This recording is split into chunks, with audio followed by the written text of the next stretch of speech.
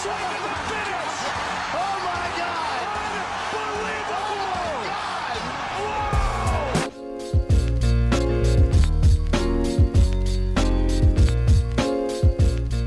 Thank you. Before the fight, you told me you wanted a masterclass. That's what you were looking for, and that was pretty much a masterclass. So how happy were you with the Yeah, I'm so happy. I got the performance of the night, so yeah, accomplishing my mission. I'm so happy about that. And you also told me that you expect him to shoot for a takedown. He stood with you a little bit, but then he dove for a takedown. You defended it. Did you feel his body language start to change after you defended that takedown? Because it seemed like that's when you were able to open up. Yeah, just after he tried, just after I saw, okay, I spent a little bit some energy. It's gonna be not easy to go down with Ciryl. So yeah, I'm happy about that. We learned on it, and we did it very well. So yeah, good. All week you seemed very relaxed, the usual bon gamin we know. But now that it's over, was there any pressure for you to come out here and put this type of performance? I'm not sure. Durant tout le week-end, tu étais calme et tout. Ouais. Maintenant que c'est terminé, est-ce que tu pars? Ah. Il y avait une petite pression. Quand même. No, the pressure of the fight. You see, I'm not this kind of guy. I'm not really stressed, but I got the pressure. I'm not gonna lie. I got a pressure, and I want to do well. This is not a game of basketball or soccer. You see, that's different, and just that you have some emotion really different, and so yeah. A little bit afraid, a little bit pressure, you don't know exactly exciting, and you want to do well. So yeah, I got, but less than the last years, because the last years was the first event in Paris, and we don't know exactly what we expected. And but tonight I know the people, the crowd will be crazy, and he did very well. So yeah. There were a lot of question marks and doubters leading into this fight. Was that a big motivator going into this fight to prove these doubters wrong? Il y avait pas mal de points d'interrogation et des doutes sur toi. Est-ce que c'était important pour toi ce soir de prouver qu'ils avaient tort? It was not really important. That's not the good word, but just to fix it, like, you know what I mean? Just to fix it, the situation. It was a mistake. It was not me. I know my coach and all of Marconnet know that. I was not here on my last fight, and today I was really here, really aware, and I proved it, and we did it.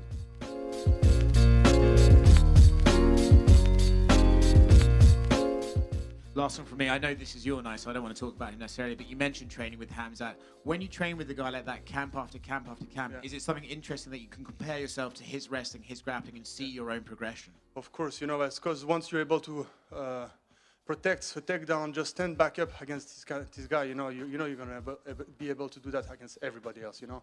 Just the input he puts, the volume, you know, and the intensity he brings all the camp, it's really amazing. So now he's training in Abu Dhabi. I'm going to be also following him, you know, during the last phase of his camp, preparing for his next fight. So I will also be really happy to see what's next. Thank you. Vulcan, over here. Yep. You were originally supposed to fight Azamat Murzakanov. I'm wondering, how much did the game plan change for Bogdan Guskov? I actually focused really on myself this camp. It didn't really matter who I was fighting, but definitely both of those guys were strikers, so it was fine for me. Anyway, I was able to work my striking, my wrestling, you know, but most of all, I work on my skills, my skill set, everything I was lacking. I tried to put a cover, you know, into it, and now, you know, you can see now the result. And just run me through the finish. You hurt him quite bad, then you got him to the ground, and you choked him. Talk to me about it. Yeah, I felt like the phase, you know, sometimes you run for a knockout. Every time I fought, you know, I rocked on Kalaev, I rocked Jimmy, I rocked Krylov, I rocked all those guys, you know, but sometimes, you know, it just inches away. You see the punch, the left hook, like going like that away from the chin, and misses away, not following up with a kick, not following up with something, also not following up with takedowns, you know. And this is also something I try to put now. Emphasis on surprising the guy, you know, disappearing in front of his eyes, going for the leg, you know, doing something that they're not waiting for, and that's also something that happened, yeah.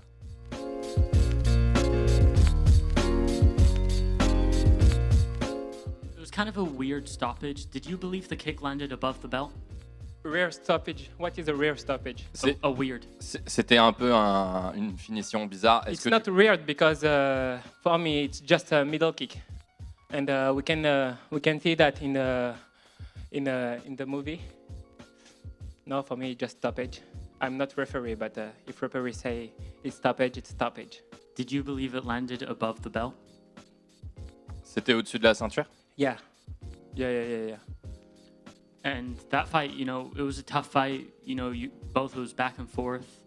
If that fight had gone to the cards, how confident were you that you would come away with it? Comment on dit que j'étais en avance tout simplement sur le combat déjà pour moi? He says that he was ahead on the card going forward. La question c'était assez serré, ça allait en avant en arrière, mais si tu penses que si ça allait à la décision, que tu gagnais facilement. Yeah, for me, I have 2 rounds and I will win. Great, thank you.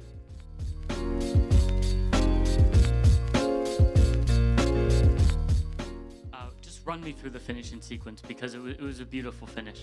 Yeah, so the game plan was just to circle around him on the right for me and don't get caught by his right hand and just feel his timing, touch him with the jab, touch him, and just read everything because I have great eyes. And so I watched all his tape and I just felt like maybe he was going with something else, another game plan, I don't know. So, but when the fight started, after 2 minutes, I just saw he had just a big right hand that he was trying to knock me out with. So it was like, okay, now I have everything. I can start throwing my kicks. Just don't get caught on the kick and keep my hands high. And when I just throw my first hard kick to the liver, that's a kick that I like. I've thrown a lot on him, but I've never used it in a fight right now. So I just have things like this that I keep in my pocket for some guys. And I touch him right away. He couldn't fake me. I see it. So I just throw 2 more. And then just take my time. Don't go on something hard, and that's it. And you mentioned watching all of his film. Was there something you saw in the film that you knew the liver kick would work? And then I think you threw like 3 liver kicks in the finishing sequence. Yeah. It's because my kick are really hard. I have really hard kick that can really hurt people. So I know it. My coach take it a lot. He hate me about this, even with the gear. He's like, come on, you hurt me so much. I'm like, don't worry, coach. I'm going to get him with it. And so he say, okay, you can keep going. So I knew my kick was so powerful that even if you put your arm, I broke your arm or I touched the liver. So that's what I did. So I just threw 2 or 3 more. He was already in pain, so he couldn't block, he couldn't do nothing, just take the other one. So that's what I did, and then I just worked in my ground and pound, and that's it.